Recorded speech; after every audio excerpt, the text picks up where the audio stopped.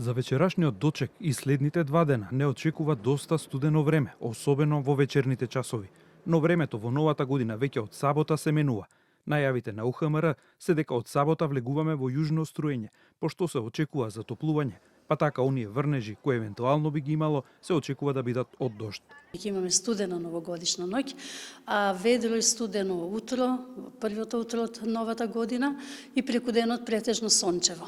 Меѓутоа се уште дневните температури ќе бидат ниски, ќе се движат некаде во интервал од -1 до 6 степени, тоа се максимални температури.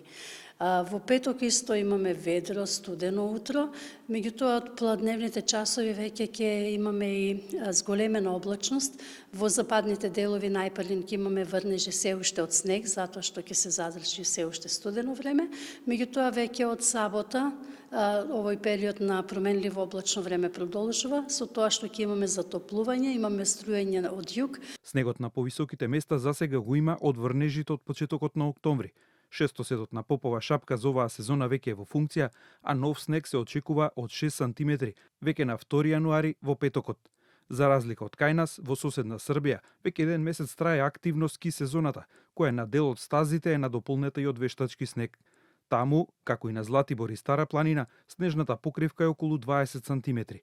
Со почетокот на распустот и празничните неработни денови, само на Копаоник се очекува дневно бројката од 6000 скијачи да се зголеми на 10 до 12000 дневно скијачи.